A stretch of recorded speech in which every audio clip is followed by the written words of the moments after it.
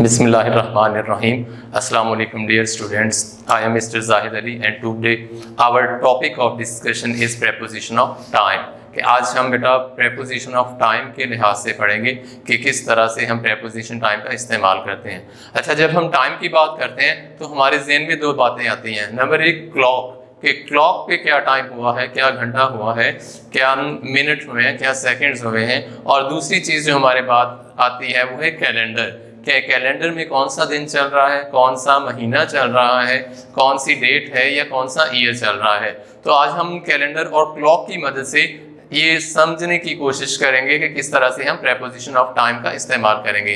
जी बेटा, जब हम क्लॉक के बारे में बात आते हैं तो क्लॉक में हमारे पास आवर्स होते हैं, मिनट्स होते हैं एंड सेकंड्स होते हैं। तो ये बात ध्यान में रखनी है कि जब हम प्रेपोजिशन ऑफ टाइम में क्लॉक का जिक्र आएगा तो तब हमने इसके साथ प्रेपोजिशन एट का इस्तेमाल करना है, क्योंकि ये स्पेसिफिक टाइम को रिप्रेजेंट करेगा, एग्जैक्ट टाइम को रिप्रेजेंट करेगा। तो वहाँ पे हम प्रेपोजिशन ऑफ टाइम के लिए हम एट का इस्तेमाल करेंगे। नीचे हम इसकी एग्जांपल्स देखते हैं, जैसे एट प्लस स्पेसिफिक टाइम यानी कि वक्त मुकर्ररा के लिए जो हम बात करते हैं, I get up at 7 o'clock, I get up at 7 o'clock। तो 7 o'clock ये एग्जैक्ट टाइम है, तो यहाँ इसमें हम प्रेपोजिशन एट का इस्तेमाल करेंगे। सेकंड एग्जांपल की तरफ आते हैं, she attends her lecture at 8:30। तो यहाँ पर हर आएगा, she attends her lecture at 8:30 कि वो 8:30 पर अपना लेक्चर अटेंड करती है। तो 8:30 ये भी एग्जैक्ट टाइम है, रिलेटेड टू क्लॉक, क्लॉक से रिलेटेड है, तो यहाँ पे भी हम एट का इस्तेमाल करेंगे। थर्ड एग्जांपल है जी, we ate lunch at midday, कि हम दोपहर के वक्त अपना लंच करते हैं। अच्छा, मिड डे ये भी एग्जैक्ट टाइम को रिप्रेजेंट करता है, कि मिड डे का मतलब है कि 12 o'clock एट डे, के दिन के वक्त जो 12 बजे हैं, तो वो मिड डे को रिप्रेजेंट करता है और इसको नून भी कहते हैं। तो मिड डे और नून के लिए भी हम प्रेपोजिशन एट का इस्तेमाल करेंगे। अगर इसके साथ अगर हम दूसरी तरफ देखते हैं तो मिड नाइट आता है, तो मिड नाइट का मतलब होता है कि 12 o'clock एट नाइट, कि रात के 12 बजे मिड नाइट को रिप्रेजेंट करता है। तो वहां पर भी हम प्रेपोजिशन एट का इस्तेमाल करते हैं, जैसे they went to sleep at midnight, वो आधी रात को सोने के लिए गए। तो यहाँ पर भी हम प्रेपोजिशन एट का इस्तेमाल करेंगे। तो they play football at noon, वो दोपहर के वक्त फुटबॉल खेलते हैं। तो प्रेपोजिशन एट का इस्तेमाल स्पेसिफिक टाइम को रिप्रेजेंट करने के लिए होता है।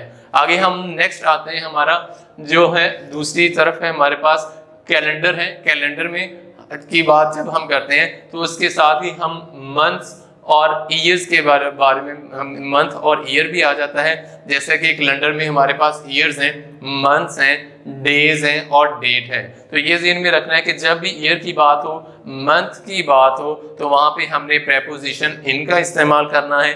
और जब भी डेज की बात हो या डेट्स की बात हो, कोई तारीख मेंशन की जा रही हो, तो वहाँ पे हमने प्रेपोजिशन ऑन का इस्तेमाल करना है। अब हम इसकी एग्जांपल्स की तरफ आते हैं ताकि इस बात को समझना मजीद आसान हो जाए। जी बेटा, इन प्लस मंथ्स और ईयर्स, इन मंथ के नाम के साथ और ईयर्स के साथ इस्तेमाल होता है। जैसे इन 1947 है, इन 2020 है, इन मार्च है, इन अगस्त है, इन अप्रैल है। तो इसके साथ हम प्रेपोजिशन इन का इस्तेमाल करेंगे। जी, इकबाल वाज बोर्न इन 1877, के अल्लामा इकबाल 1877 को पैदा हुए। या Pakistan came into being in 1947, कि पाकिस्तान 1947 को मार्ज़े वजूद में आया। तो जब भी ईयर की बात करेंगे तो वहाँ पे हमने प्रेपोजिशन इन का इस्तेमाल करना है। आगे हम नेक्स्ट मंथ्स की एग्जांपल्स की तरफ आते हैं। माय बर्थडे इज इन मार्च, मेरी डेट ऑफ बर्थ है, सालगिरह है, पैदाइश का दिन है, वो मार्च के महीने में है। या she is going on vacation on in May, कि वो मई के महीने में छुट्टियों पर जा रही है। और रिक्रिएशन भी कह सकते हैं कि एंजॉयमेंट के लिए, लुत्फ अंदोज होने के लिए। तो यहाँ पर जब भी मंथ या ईयर मेंशन होगा तो उसके साथ हमने प्रेपोजिशन इन का इस्तेमाल करना है। नेक्स्ट हम आते हैं प्रेपोजिशन ऑन का इस्तेमाल। On plus days and dates, कि डेज जब हम मेंशन करेंगे या डेट कोई तारीख मेंशन करेंगे तो वहां पर हमने जस्ट प्रेपोजिशन ऑन का इस्तेमाल करना है। एग्जांपल देखते हैं जी, आई शैल सी यू ऑन मंडे, कि मैं आपको मंडे यानी कि सोमवार के दिन आपसे मिलूंगा या मिलने आऊंगा, तो यहाँ पर हम डे मेंशन हुआ है मंडे, तो इसके साथ हम प्रेपोजिशन ऑन का इस्तेमाल करेंगे। या come and join us on independence day, come and join us, आओ और हमें ज्वाइन करो इंडिपेंडेंस डे, आज़ादी के दिन पर, in order to enjoy, in order to celebrate the Independence Day, जिसे हम कह सकते हैं कि इंडिपेंडेंस डे को एंजॉय करने के लिए हमें ज्वाइन करो। नेक्स्ट एग्जाम्पल की तरफ आते हैं जी। The annual function is on 5 March, तो यहाँ पर जो कॉलेज का है या स्कूल का है या यूनिवर्सिटी का जो एनुअल फंक्शन है वो 5 मार्च को है, तो जब भी डेट मेंशन होगी तो उसके साथ भी हम प्रेपोजिशन ऑन का इस्तेमाल करेंगे। नेक्स्ट एग्जांपल है the resolution of Pakistan passed was passed on 23 मार्च 1940 कि पाकिस्तान जो करारदाद पाकिस्तान वो 23 मार्च 1940 को पास हुई थी। तो यहाँ पर जो डेज मेंशन है या डेट मेंशन है तो उनके साथ हम प्रेपोजिशन ऑन का इस्तेमाल करेंगे। यहाँ आगे मजीद प्रेपोजिशन का कुछ और यूज देखते हैं। इन प्लस सीजन्स के सीजन्स के नाम जब भी आएंगे तो वहां पर भी हम प्रेपोजिशन इन का इस्तेमाल करेंगे, जैसे इन स्प्रिंग है, इन ऑटम है, इन विंटर है, तो यहाँ पर इन समर है, हम प्रेपोजिशन इन का यूज करते हैं। जैसे we go to park in summer, हम पार्क जाते हैं समर में यानी कि गर्मी के मौसम में हम पार्क जाते हैं एंजॉयमेंट के लिए, लुत्फानंदोज होने के लिए। Do you enjoy snow in winter, क्या आप सर्दियों के मौसम में बर्फबारी से लुत्फ अंदोज होते हैं? तो यहाँ पर भी सीजन है तो यहाँ पर भी फर्स्ट जो हम प्रेपोजिशन इन का यूज करेंगे। Flowers look beautiful in spring, flowers के जो फूल है वो मौसम बहार में खूबसूरत लगते हैं। तो यहाँ पर जो सीजन्स का नाम जब भी सीजन्स आएंगे, स्प्रिंग होगा, ऑटम होगा, विंटर होगा, तो उनके साथ भी हमने प्रेपोजिशन इन का इस्तेमाल करना है। नेक्स्ट आते हैं जी in plus part of a day, कि दिन के हिस्से के लिए भी हम प्रेपोजिशन इन का इस्तेमाल करते हैं। जैसे सुबह का वक्त है, दोपहर का वक्त है, शाम का वक्त है, रात का वक्त है, तो in part of a day, day का जो एक हिस्सा होता है उसको रिप्रेजेंट करने के लिए, उसको बयान करने के लिए भी हम प्रेपोजिशन इन का इस्तेमाल करते हैं।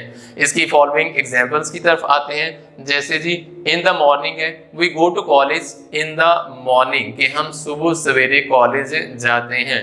We attend our classes in the morning, कि हम सुबह सवेरे अपनी क्लासेस अटेंड करते हैं। या she goes on a walk in the morning, कि वो सुबह सवेरे वॉक करने के लिए जाती है, सैर करने के लिए जाती है।